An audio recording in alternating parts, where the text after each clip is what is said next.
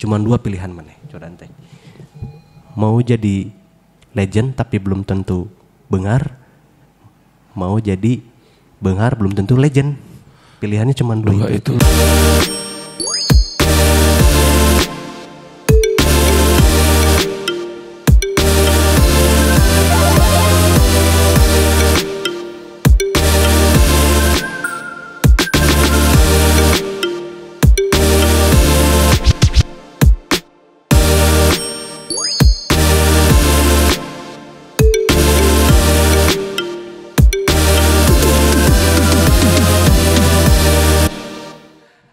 Selamat sore.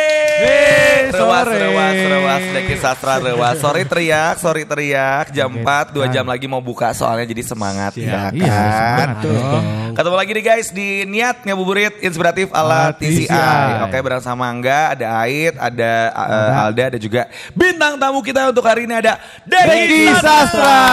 Boleh kasih tepuk tangan. Gila. Ini tuh kayak semua orang tuh ya kalau goalsnya bisnis tuh pengen banget jadi kayak Deki Sastra. Kalau gue mah bener. Oh iya bener. Ya kan? Banget sampai sekarang sebesar sekarang collab sama siapa. Amin. Oke, ini sekarang kita pengen denger dulu awal mulanya. Ini bisnis yang keberapa dari Adeki? Sebenarnya kalau Raw Type Riot ini main bisnis sekarang. Main bisnis. Tapi ada beberapa. Kalau untuk sekarang tuh kayak masih hobi yang jadi bisnis aja sih. Jadi kayak apa ya, bikin something kayak ngemodif mobil atau motor terus pokoknya yang berhubungan dengan desainnya nggak jauh-jauh gitu. Oke, dan otomotif juga suka ya soalnya. Otomotif suka kayak gitu-gitu. Terus desain interior, desain ya anything lah all about design pokoknya. Cakupannya lumayan luas juga ya. Iya.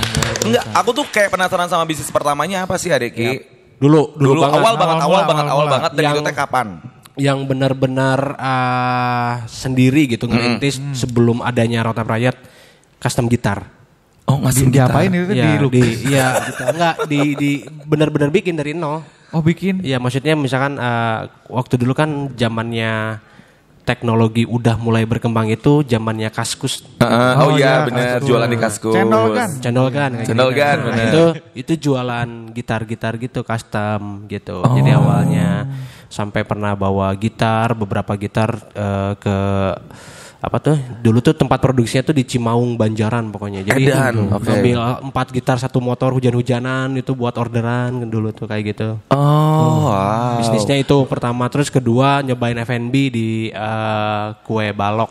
Tahu Di Pusdai itu ada perempatan yang suka banyak tukang cuanki. Iya benar, cuanki sekarang ya Allah dari museum sampai ujung Pusdai. Itu tuh dulu sebelum ada cuanki kue balok dulu. Nah, Deki di situ.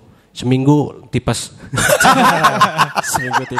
Capean. Balik gawe langsung gawe deui ya kan dulu tipes. Jadinya enggak bertahan lama lah dari situ. Terus akhirnya coba fokus lagi di desain. Belum 2017 itu belum pernah berani bikin brand. Sebelum itu tuh masih kayak behind the brand aja gitu, bantuin desain ya, pegawai lah kasarnya gitu ya. Jadi ngebantuin For Speed gitu, terus Cosmic gitu. Dulunya tuh behind dari itu malah ya. Iya, Union Well ya, kerja sama David Naif. Nah dari sini tuh kayak udah mulai coba ilmu desain, terus ilmu bisnis kayak gitu-gitu tuh.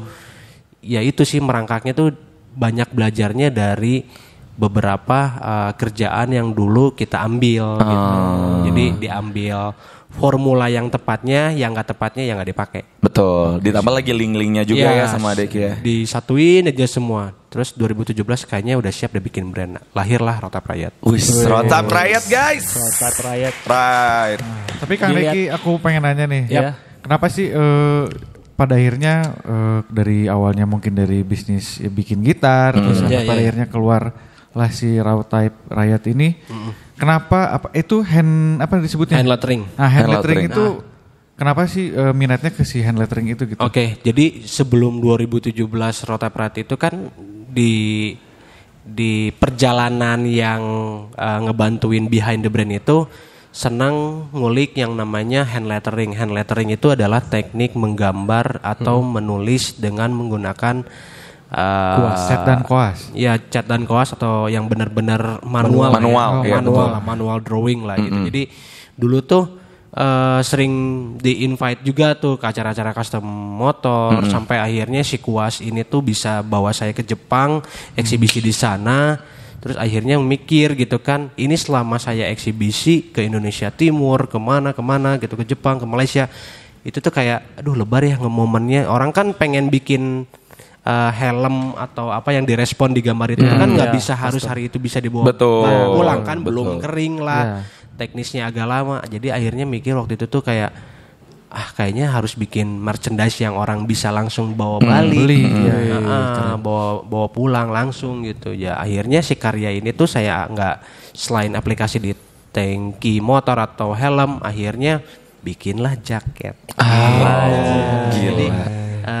Jadi ide itu tuh bermunculan ketika prosesnya dijalanin gitu. Learning by doing. Ya benar. Jadi ketika kita berjalan itu si ide-ide itu muncul dari segi kebutuhan gitu. Butuh duit ya. Karena bakat kebutuhan. Terus ya maksudnya itu kebutuhannya itu maksudnya dalam artiannya kayak kita tahu pas kebutuhan orang yang pengen dapat karya saya waktu itu nggak bisa, berarti butuh nih yang bisa langsung di take away gitu kan. Iya benar. Jadi akhirnya muncullah ide seperti itu. Cakep. Luar biasa. Gimana Mas Angga? Ada pertanyaan apa? Ada nih gua nanya.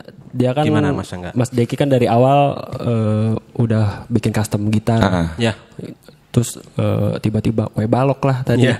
Dan pada akhirnya di 2017 tuh mulai nyemplung di brand ya. Bikin brand fashion lah. Nah, perjalanan awalnya tuh kayak gimana sih Mas? Kenapa? Selain tadi yang saya sebutkan, saya di behind the brand dulu tuh 2017 memutuskan bikin brand itu nggak langsung duar, masih itu berapa lama ya Dek kira-kira? Aduh, masih ingat nggak? Dari 2017. Pokoknya bleedingnya hampir 2 tahun lah. Dari Rota Pride 2017 itu customer pertama saya adalah asisten saya sekarang. Ada di sini guys. Itu customer pertama itu. Iya. Jadi 2017 itu saya ngekos di daerah Sekaloa, belakang kampus tercinta saya. Iya. Tahu tuh kampusnya di mana tuh? Sekampus sama Bapak ya. DU. Jadi benar-benar enggak berangkatnya itu bikin Rota Pride dari keterbatasan sih. Jadi waktu itu tuh ya udah tempatnya di kosan bagi 2, terus yang sebelah kirinya di kosan Ki, serius? Di kosan. Bener-bener kosan ya? Bener-bener kosan. Jadi ya orang mah ala-ala aja di Instagram tuh kayak punya toko. Ada gimana untuk menampilkan jadi bagus gitu ya saat itu ya. Fungsi digital. Pada waktu itu tuh fungsi yang namanya era digital tuh kita bisa mengkamuflase apapun itu. Setuju. Tapi yang bentuknya positif gitu ya. Maksudnya kita nggak punya toko, ya udah orang mah berangan-angan dulu aja punya toko. Dulu tuh kayak bikin mock up lah di kosan tuh, kira-kira orang kalau punya toko tuh bakalan kayak gini nih gitu, di mock upin gitu. Nah kalau misalkan ngegeser sedikit itu dispenser. Ya. Jadi memang berdesain ya Kang. Kasur, babalata, terus ada kandang kucing gitu kan, kandang kucing kayak gitu. Makanya Rota Pride sekarang logonya kucing tuh ya benar-benar berangkat dari kosan, terus ada kucing di situ. Itu dibalik ceritanya Teh Ki. Ya gitu. Jadi orang-orang tuh kalau yang pas udah kita posting di sana tuh, Min, tokonya di mana? Kita ada di daerah Sekaloa. Oke, kita mau ke toko sana, saya pengen pesan ini. Kita COD-an aja. COD-an aja. Karena tidak mengharapkan untuk datang ke kosan. Aduh, kudu ke kosan ya gitu kan. Malu kan dulu tuh mobil belum, ya motionnya tuh mobil tuh repot lah. Repot kalau mau lewat teh gitu kan, bisa maju tapi nggak bisa teh gini mau keluar harus mundur. Iya, COD-annya itu selalu di daerah di Pati Ukur yang menjadi sekarang toko saya yang di DU di sana. Mantap di situ. Gila, berarti 2017 kan si Rota bisa sustain itu di 2019. Itu tuh masa-masa pandemi gak sih? Iya, jadi gini, 2017 itu masa-masa developing gitu ya. Jadi kayak orang tuh gak punya budget bikin pertanyaannya nih. Kenapa limited edition? Kenapa sedikit stoknya? Oke. Karena apa? Modalnya juga sedikit. Bos. Dulu berarti kayak bikin satu desain teh cuma berapa biji gitu doang? Cuman selusin, Bos. Satu artikel satu lusin itu teh. Gila, iya. Bener-bener pokoknya modal awal saya itu cuma 8.300.000 sekian lah. Balik Ki. Bikin 4 artikel jaket yang cuman 1 lusin sampai 2 lusinan. Itu di 2017. Terus kayak waktu itu tuh bikin jaket itu ada reversible jaket yang memang dulu tuh berpikirnya gini, karena tadi kan ceritanya bahwa ini karya saya gitu ya, karya yang bisa dibawa pulang. Jadi mikirnya mindsetnya pada waktu itu orang bukan jual jaket tapi jual karya. Jual gitu. karya. Jadi 2017 itu ya udah limitedan aja gitu, limited modal oge gitu kan. Bener. Nah akhirnya muncullah ide, ya udah ini tidak akan diproduksi kembali pada waktu itu gitu, karena orang mah kenapa nggak bisa diproduksi kembali, bahannya juga bahan dari recycle gitu. Jadi ketemu teman yang punya vendor yang akhirnya menjadi partner saya. Jadi dulu tuh ini bahan nggak kepake, ada reject, yaudah kita jadi nge-recycle si jaket gitu. Bahan-bahan yang udah lama ada reject itu sama saya di reworks lah ceritanya, dan akhirnya bikin lah gitu. Jadi kan modalnya minim gitu kan. Jadi sebenarnya tuh kalau ngelihat anak-anak sekarang tuh kayak, duh orang teh pengen jualan tapi nggak ada kamera, tapi nggak ada ya. Itu mah. Maksudnya ya nggak bisa langsung tahap ke situ. Kalian tuh harus nyoba dulu ya. Prosesnya betul selangkah 2 langkah 3 langkah tuh harus dirasain gitu. Nggak mungkin gitu kalau di buku tuh kan tiba-tiba tahu endingnya nggak rame kan. Nggak ada masalah di dalamnya apa gitu. Jadi harus benar by progress lah gitu. Nah dari situ tuh muncul ide limited edition tuh dari situ, karena bahannya itu tidak diproduksi lagi, terus modalnya juga dikit, saya kemas lah menjadi limited edition, dan harganya juga dibikin eksklusif. Pricey lumayan ya. Iya. Gimana tanggapannya ketika pricingnya tinggi? Ya diceng-cengin awalnya juga. Oh ya? Awalnya. Iya. Apa cenah Ki? Nyerek ke mana gitu dengan harga segitu, mana rek umroh cenah. Ini biasa ya omongan-omongan kayak gitu Mas. Iya, itu pasti akan ada, selalu ada pro kontra itu pasti selalu ada. Tapi orang mah di sini niatnya ya udah orang mah berkarya aja. Udah karena karya ya yang menonjol juga. Ya. Tapi alhamdulillah 2 hari pada waktu itu launching jaket sold out kok gitu. Mantap. Dan itu akhirnya berlaku sampai sekarang ya Ki. Jadi produk-produk dari Rowtype tuh nggak pasaran. Ya itu dia gitu, karena dari dulu tuh saya tuh karena senang yang namanya thrifting, jadi banyak belajar banget dari thrifting ini, ngelihat dari reference gitu ya, maksudnya dari kunaon sih jaket ini geus lila tapi kualitas masih bagus. Ya, betul. Nah kalau saya tuh ngelihat sekarang di kita itu gaya jualannya itu coret ya, tahu lah. Coret gitu ya. Maksudnya tuh kasihan lah gitu ke brand sendiri gitu. Kalau saya tuh malahan muncul dari sisi lain yang memang saya tuh pengen ningkatin kualitas secara lokalnya gitu. Jadi orang teh punya visi dan misi itu meningkatkan taraf ketertarikan segmentasi lokal untuk meminati pasar eksklusif gitu. Maksudnya dia jadi kayak ya lokal tuh nggak harus terus dipandang murah kali. Iya benar. Kita punya quality gitu. Yes. Sedangkan big brand sekelas Nike, sekelas Reebok or anything gitu, sneakers yang di luar itu siapa pengrajinnya? Orang Indonesia. Balik lagi orang Indonesia. Iya. Kalahnya sama apa? Sama brand. Bukan sedangkan kan secara pembuktiannya SDM kita itu keren-keren. Mantap benar. Secara kualitas gitu. Tinggal apa pertanyaan? Brandnya kan. Nah makanya brand dari Indonesia ini, ya saya nggak bisa menyebutkan itu tidak salah untuk mengikuti sirkus di marketplace gitu ya. Kita juga main marketplace, kita juga main diskon gitu. Cuman nggak kayak yang 100 kaos 3 kali gitu. Benar. Itu akan merusak ekosistem menurut saya gitu, dari segi vendor, dari segi quality, dari segi ya itu apa tuh maksudnya orang tuh langsung dijejelin murah tuh mindsetnya akan selalu seperti itu gitu nantinya. Mantap, gila keren banget. Ya banyak juga gitu beberapa brand sebelumnya Rowtype gitu ya. Ya mau dari fashion baju, mau sepatu, itu banyak produk lokal juga yang memang pasarnya ya lebih eksklusif gitu ya. Tapi kenapa Kang nggak ngikutin yang lain-lain gitu? Kenapa gue harus eksklusif ya selain dari mungkin modalnya limited tadi itu yang di awal keterbatasan gitu, tapi akhirnya jadi malah kayak jadi pajak lah udahlah, aku mah pengen si raw type teh eksklusif gitu. Ya, ini adalah sebuah komit ke brand gitu. Jadi kenapa eksklusif gitu? Kebayang nggak pada waktu itu bikin varsity jacket yang digunakan oleh Bapak Jokowi, orang cuma bikin 45 piece. Dan 45 ya. 2018 dan 1 minggu itu sold out. Salah satunya dipesan oleh Bapak. Orang nggak tahu itu tuh pemesanan Bapak ke Pak Jokowi. Jokowi. Solo. Jadi nggak tahu benar-benar. Ya CS aja sama servis pesanan ke Solo. Yaudah. Terus itu sold out 1 minggu. Udah cuma 45 piece. Barodaknya udah habis sebenarnya. Iya benar. Akhirnya sebulan 2 bulan kemudian baru dipakai sama Bapak. Yang pas di Bogor teh bukan.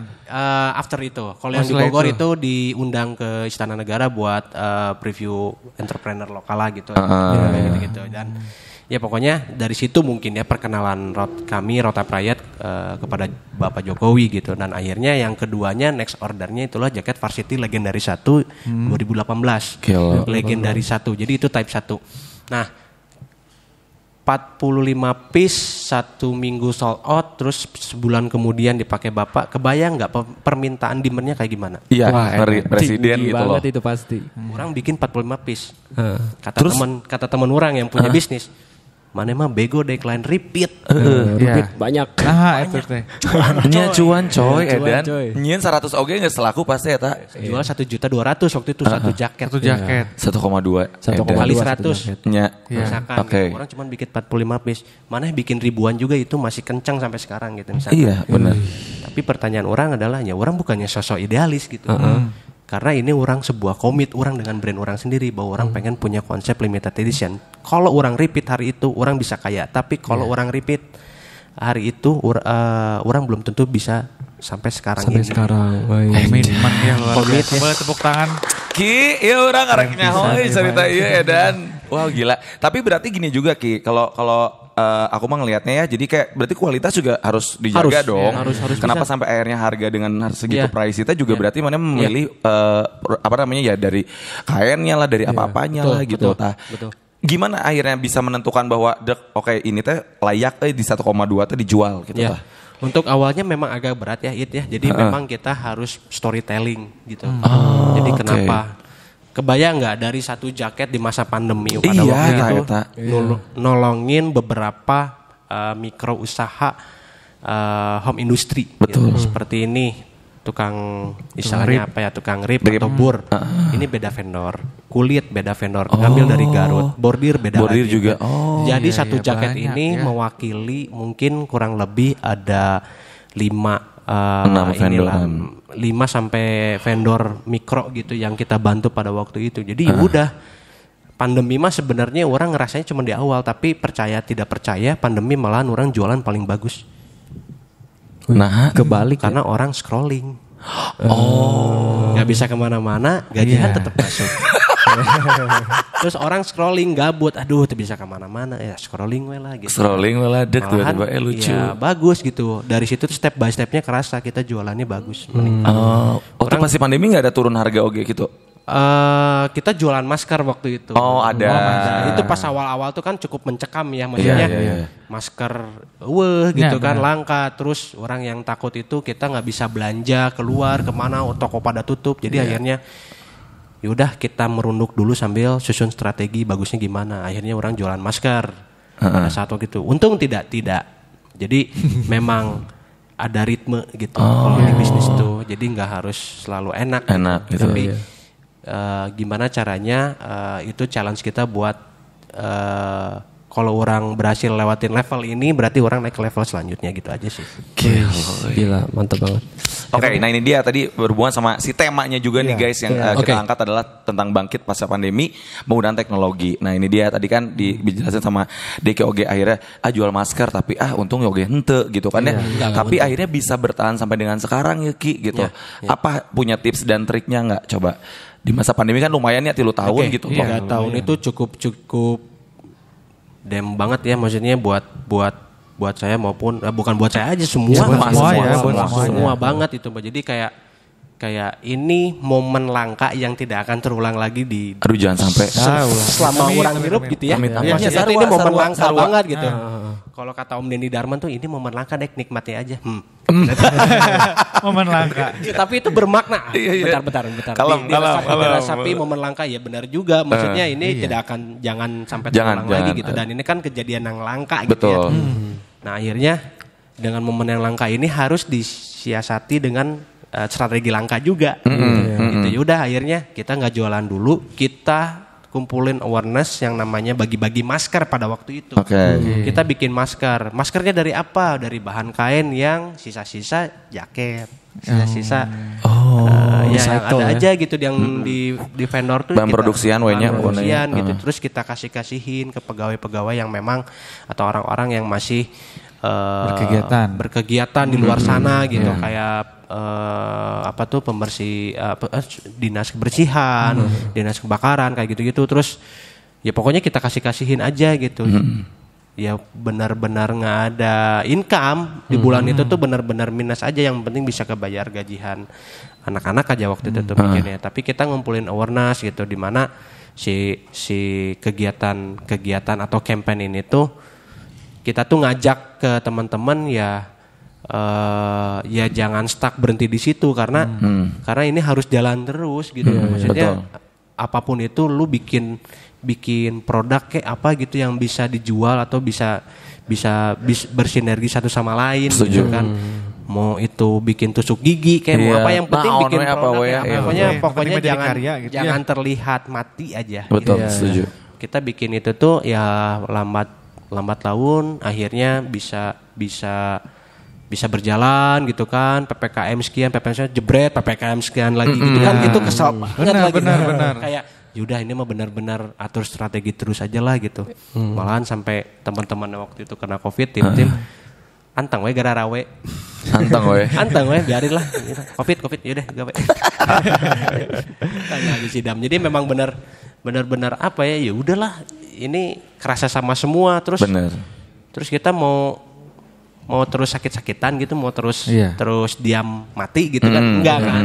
Mending diam tapi bergerak gitu. Betul, kan. Setuju. Maksudnya mending mati bergerak gitu. Jadi orang pengen ini semua bergerak terus, berjalan terus gitu. Akhirnya ya alhamdulillah satu persatu kebukalah semua gitu si solusi-solusi itu gitu. Jadi akhirnya ya normali lagi, malah jualan secara tidak disadari di bulan berikutnya kita naik gitu. Alhamdulillah. Mantap banget. Mantap. Oh ya Mas Deki, gua kan sebagai desainer nih, gua kan ngelihat RTR ya. Ya, Roadtype. Singkatannya ya. Desainnya tuh dia haluannya ke American style gitu ya. Dan ke Japanese style. Betul. Nah, kenapa lu akhirnya memilih untuk dua genre tadi? Sebenarnya kalau untuk aliran desain itu memang secara personal saya senang ke arah sana gitu. Dari segi culture itu Amerika memang dapat banget gitu ya, si vintage-nya lebih kerasa gitu. Terus banyak historical tentang fashion di luar sana gitu. Kalau Jepang Jepang tuh streetwear-nya yang kuat, dan Jepang ini berhasil bikin fashion Amerika lebih bagus. Gitu. Jadi kayak istilahnya apalah, American Mandate-nya lebih dapat gitu. Jadi dia merole modelkan fashion Amerika vintage itu, tapi dia bisa menerjemahkan fashion vintage ini ke anak-anak generasi berikutnya gitu. Jadi mau mungkin gitu kayak gini lah, kayak istilahnya desain batik yang sudah legend. Ya. Terus sama Jepang itu dibikin keren sih lamun dipakai di barudak. Jadi dipakainya iya benar bisa kayak gitu. Jepang tuh jagonya gitu. Nah, jadi sebenarnya si Amerika ini punya roots, Jepang ini punya campaign-nya gitu. digabungin. Nah, akhirnya itulah menjadi kayak yaudah kita coba nih gitu template itu gitu yang kita aplikasikan di Roadtype. Jadi kita nggak jauh-jauh dari yang namanya vintage, yang namanya klasik gitu, yang namanya tentang otomotif atau apapun gitu. Itu benar-benar secara personal yang saya lewatin gitu. Yang saya suka gitu, kayak collab-collab dengan Dewa 19 dengan collab dengan Yellow Claw itu benar-benar yang dialamin. Pertama masuk EDM di Indonesia, orang di garasi nggak gambar helm, lagunya Yellow Claw. Eta pecah sih. Bener itu teh. Sumpah. Terus Dewa 19 dari dulu diantar ke sekolah orang SD, lancek orang kan cewek dua-duanya, lagunya Dewa semua. Oh di ini. Ya, jadi kayak collab-collab yang sudah berjalan itu yang memang yang sudah melekat di urang gitu. Kayak ada historinya lah. Jadi lebih enak lah tuh berarti ya. Makanya selalu alhamdulillahnya itu selalu nggak susah gitu. Ketika collab mau dengan yang kita jalanin kemarin itu karena inline semua. Iya betul. Karena inline jadi orang nggak susah gitu untuk bisa bikin karyanya gitu. Siapa lagi dari yang udah kolaborasi yang pengen pisan? Yang pengen bisa atau yang belum? Yang belum. Orang sih kalau tahun kemarin mah kan kayak hampir setiap bulan ada collab gitu. Betul. Ya. Karena pengen tahu nih kapasitas si Rota Pride sampai mana nih gitu ya. Dimana, gitu ya. Maksudnya kalau di gerung terus mah kan bisa panas capek. Makanya tahun si ini tahun ini tuh kayak kalem dulu gitu. Tapi lebih sedikit tapi peris lah gitu kalau. Pengen siapa tuh kira-kira? Misalnya gitu. Angan-angan mah ada meren. Kalau sekarang itu akan yang terdekat ini mau sama Perkeretaan Indonesia lah. Iya. Terus udah mulai ke institusi nih berarti ya. Nah itu tuh sebenarnya memang udah mulai masuk lah yang kayak gitu-gitu tuh. Terus teksnya mungkin sama diecast yang terkenal itulah. Dan keren banget. Amin ya, lancar ya. Tapi untuk pertama kali ya meren ya. Bisa dikoreksi. Pertama kali untuk kolaborasi itu sama Bubur Ayam Racer. Betul nggak? Betul. Nah, kenapa sampai pada akhirnya sama Den Dimas gitu? Ayolah kita kolaborasi gitu. Ya, jadi sebenarnya kalau namanya kan dulu mah ya relasi orang teh tidak sebanyak sekarang gitu ya maksudnya. Karena kan udah main kemana-mana gitu ya. Jadi ketemu sama si Den Dimas tuh ceritanya ya sama dia tuh customer orang gitu sebenarnya pengen digambarin helm kayak gitu-gitu. Terus akhirnya tercetus kayak brand atau artisan yang kolaborasi dengan vlogger tuh jigana can aya gitu pada waktu itu gitu ya. Jadi ya udah akhirnya kepikirannya ya udah kita bikin jaket seriesnya Bubur Ayam Racer. Terus dia yang bikin campaign videonya dan lain-lain akhirnya bisa sampai juga tuh ke Bapak Jokowi si jaketnya gitu. Jadi memang peran peran Den Dimas juga cukup membantu ya Kang. Karena kan orang lahirnya itu di skena motor ya awal-awal gitu ya.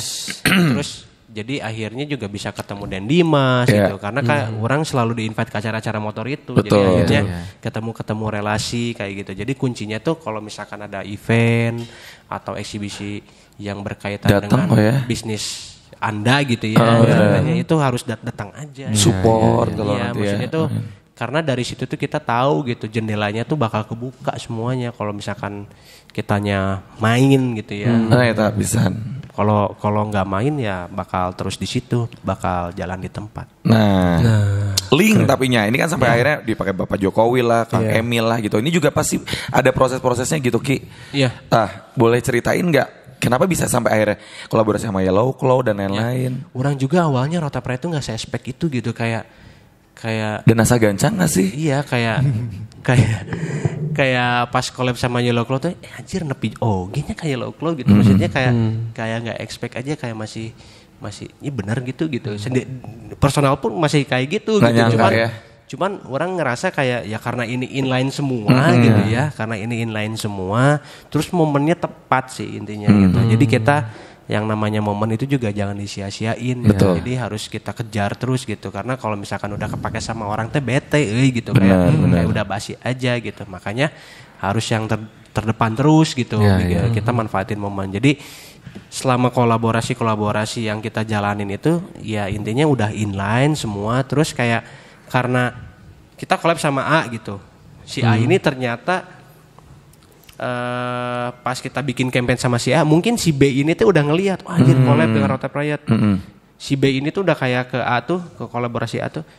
Orang pengen kali sama Rota Pride, ya udah akhirnya berjalan. Des kabel. Connect gitu semua gitu. Akhirnya bisa sama ya brand bir luar gitu, Budweiser USA gitu, terus kayak motor-motor mah udah jamin lah gitu, kayak Honda, Yamaha kayak gitu-gitu tuh udah kita bikin gitu. Jadi malahan yang sekarang saya lihat lokal itu lagi diangkat banget gitu.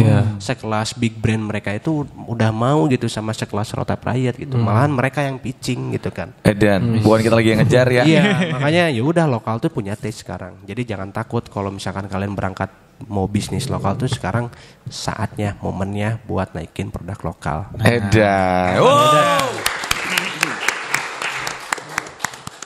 Naikinnya juga pasti pakai teknologi sekarang mah ya. Betul. Dan apa aja yang sekarang dipakai selain e-commerce? Nah, jadi cerita awalnya itu Road Type Riot Instagram lah ya. Instagram. IG. Nah, Instagram ini saya tuh ngonsepinnya nggak jualan malahan. Jadi portofolio. Karena eksklusif kan. Kalau misalkan kita tiba-tiba karena kan Instagram itu udah kayak toko lah ya. Maksudnya kita masuk ke toko yang berbentuk digital gitu, istilahnya gitu. Nah, masuk ke sana tuh kayak ya orang pengen keren-kerenan dulu aja gitu. Karena kan about price tuh harus sesuai dengan visual yang kita lihat gitu kan. Nggak mungkin tiba-tiba masuk 100.000 3 kaos gitu. Itu udah jualan banget. Itu udah hard selling. Udah hard selling banget. Ya ujung-ujungnya sama jualan lah. Kita juga jualan gitu. Cuman kan ada taste tertentu yang orang tuh harus bisa lihat, oh ini worth it sih.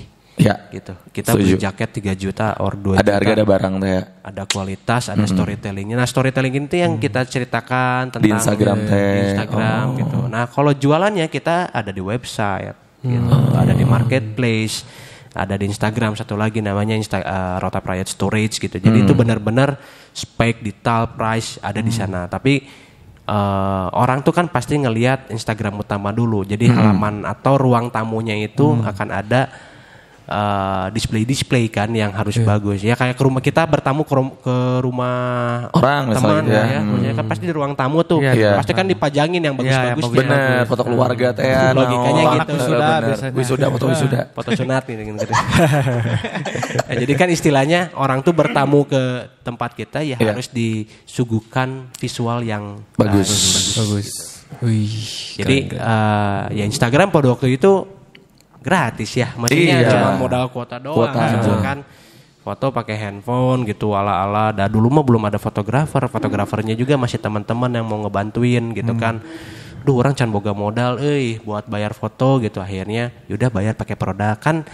Enaknya kita lahir di Bandung tuh kayak gitu, selalu rereongan. Iya benar, berbarengan. Jakarta belum tentu coy gitu kayak bener. Gitu di Bandung tuh enaknya gitu. Kita startnya gak sulit gitu. Mau bikin apapun produksi di Bandung ada. Banyak yang bantuin lah ya gitu. Banyak yang bantuin. Rek nyablon baturan orang aja gitu kan. Maksudnya di Bandung tuh saking kreatifnya segala apapun bisa dibikin gitu. Minusnya di Bandung karena saking banyaknya ya kamu harus mikir beda daripada yang lain gitu. Yang lo bantuin nu kreatif gitu kan. Jadi muncullah yang menjadi sesuatu yang berbeda. Betul. Seperti Road Type Riot ya. Om, ngomongin RTR nih. Kenapa sih yang di highlight tuh Varsity gitu? Secara personal balik lagi orang senang yang namanya outer. Varsity itu kenapa ya? Kita ngomongin outer lah ya. Varsity juga salah satu termasuk outer.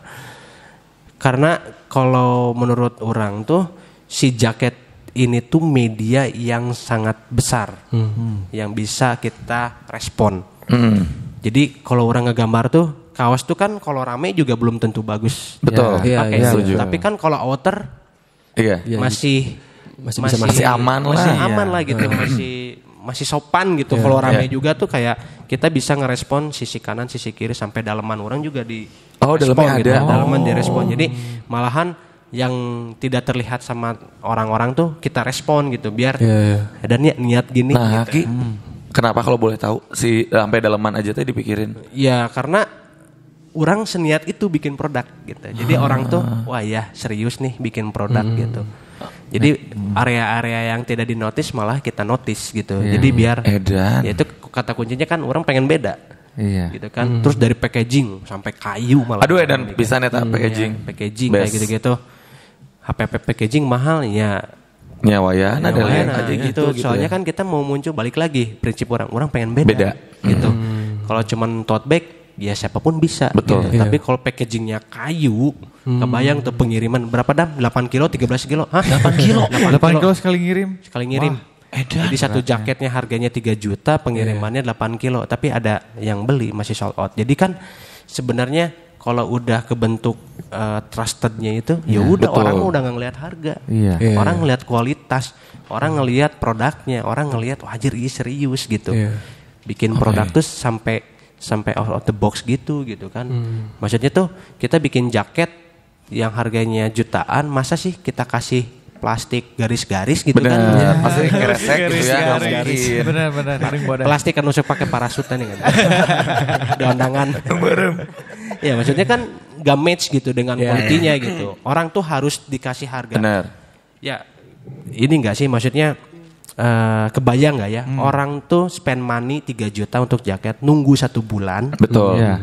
Nunggu 1 bulan terus dia harus full payment di awal.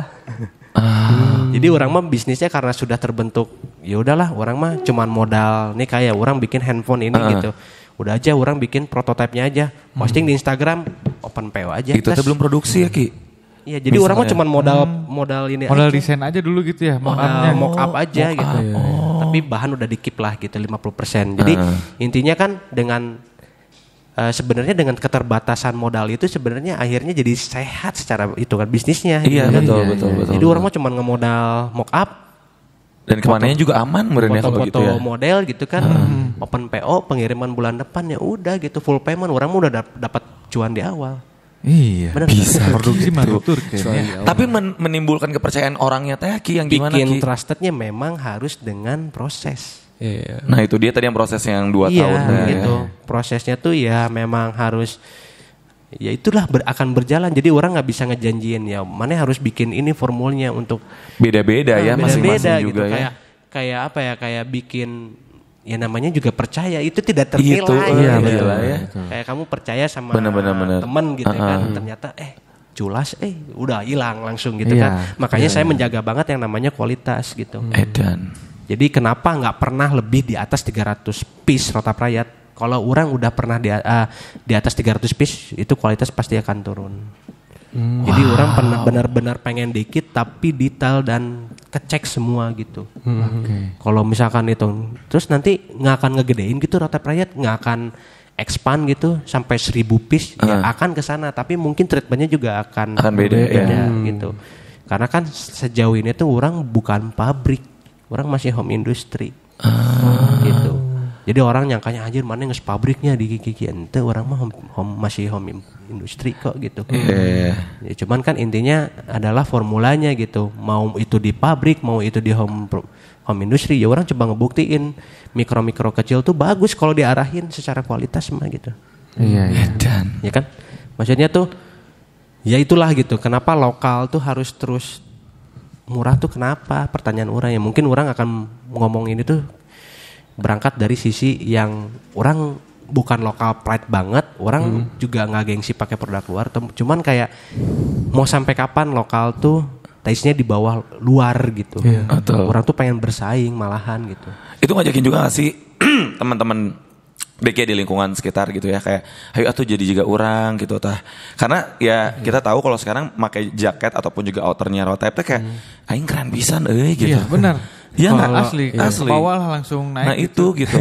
Kalau teman-teman orang mah kayak banyak nih pelaku bisnis sekarang gitu malahan anak-anak muda sekarang tuh lebih canggih gitu ya orang lihatnya kayak angkatan indie lah ya. Iya indie. Dan Palu Gada lainnya itu tuh menurut orang anak-anak muda orang umur segitu tuh masih edan ngapain ya main layangan udah naon party lah gitu ya. Masih berod lah gitu. Iya gitu sekarang masih edan sih. ngumpul di tamplek mungkin kayak gitu main kata. Kalau anak-anak sekarang tuh udah kayak edan energi gitu udah bisa bisnis mereka karena apa dengan bantuan teknologi yang sudah berkembang sekarang pesat pisan. Jadi secara kultur pun pasti harus bisa mengikuti, mengimbangi. Jadi kerasanya tuh pas ngelihat yang orang rasa 5 tahun ke depan atau 10 tahun ke depan regenerasi kita tuh lebih pinter gitu karena memang sudah ada slot-slotnya gitu. Maksudnya udah ada wadah-wadahnya. Cuman ya itu balik lagi orang takut ada dampak negatifnya ada.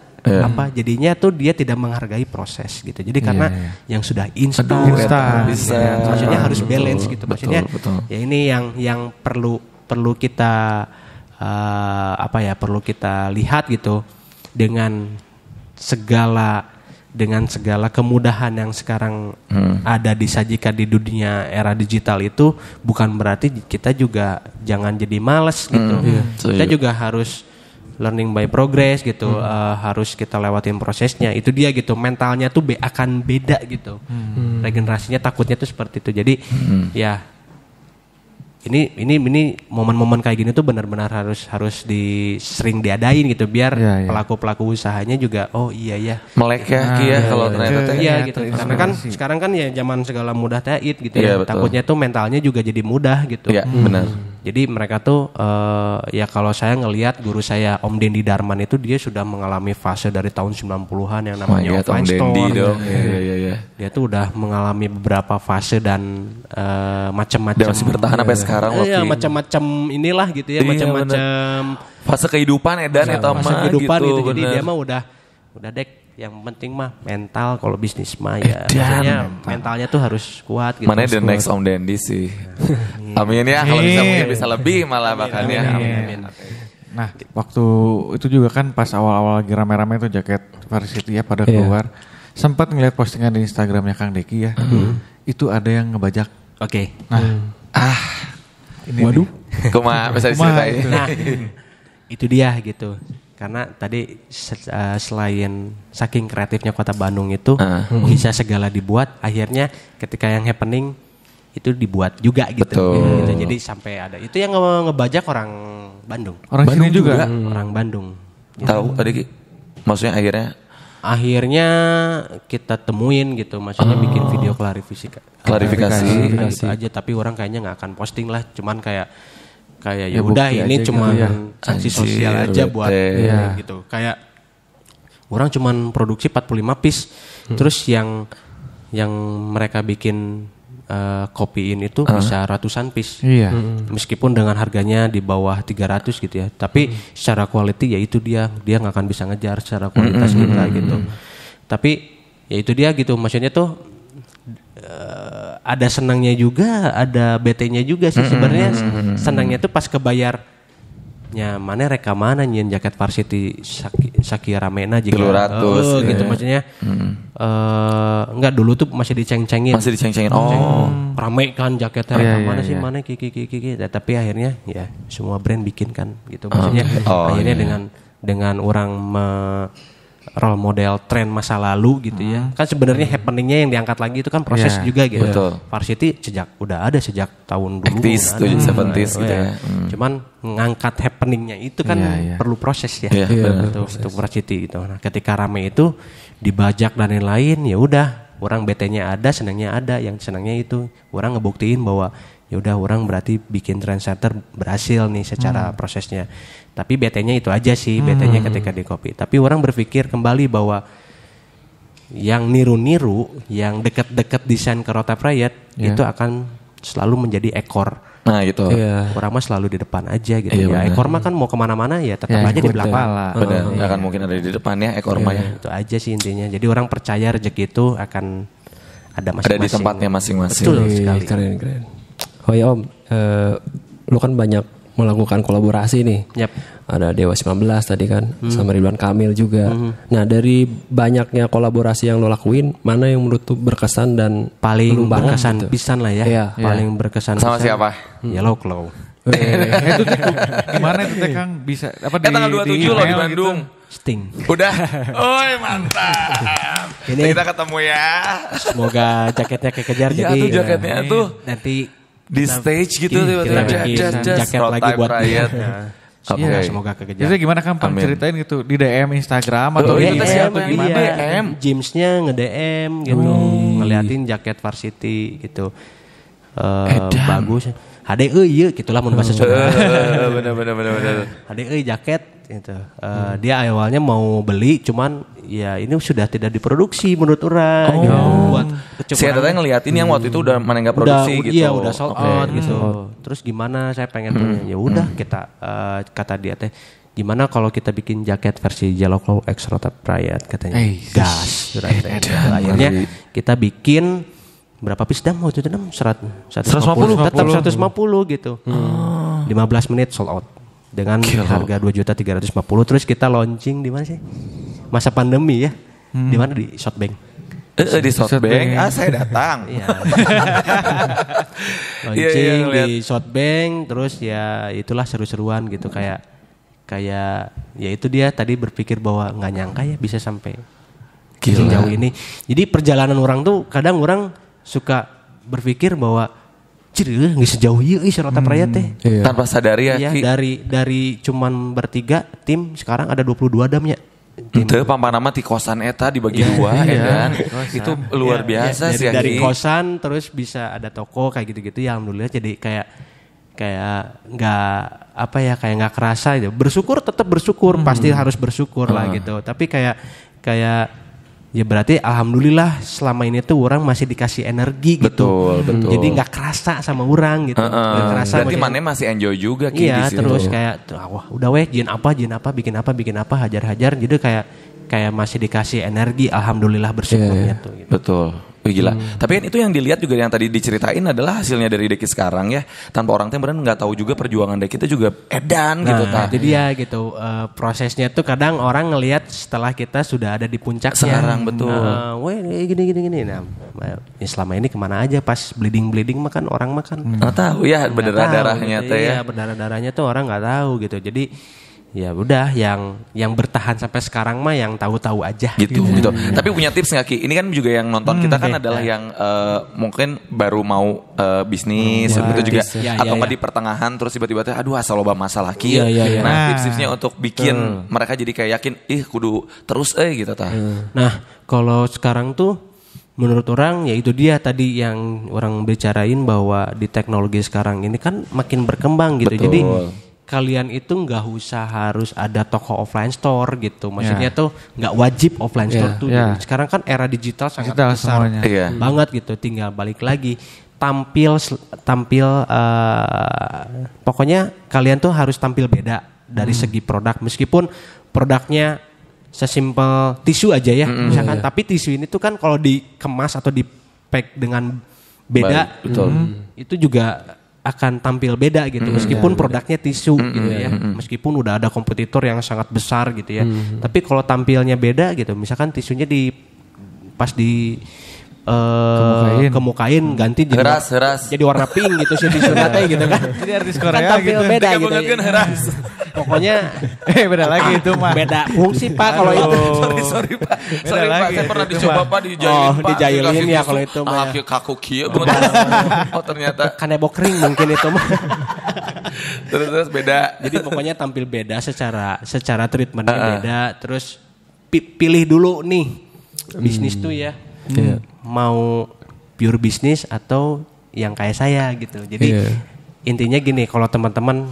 yang nih kayak teman-teman orang gitu Dek orang yang bisnis sarannya dong cuma 2 pilihan mana coba teh mau jadi legend tapi belum tentu bengar mau jadi bengar belum tentu legend pilihannya cuma 2 itu aja gitu kalau mau bengar belum tentu legend ya berarti benar hard selling gitu tapi kalau mau jadi legend belum tentu bengarnya mah bonus lah gitu ya ya itu proses gitu mana bakal selalu dikenang kalau legend mah gitu tinggal pilih aja 2 itu treatmentnya itu akan berbeda mau kemana-mana mau jualan atau gimana gitu dan Deki Sastra legend iya duit toge loba Kang Deki mah yang ketiga duit aman ketiga yang gak dikasih tahu udah sama legend banyak uangnya amin keren semua gitu ya benar yang ketiga itu aja sih pilihannya usaha mau mulai bisnis tuh kayak gitu aja jadi nanti nge-treatment kesananya ya udah ngambil yang mana nih gitu, komposisinya atau misalkan pancegnya teh nu cara nu mana gitu. Kalau misalkan jualan ya geus eta main yang namanya quantity. Yes, betul. Kalau yang legend mah yang pasti harus quality ya. Treatmentnya juga berbeda gitu.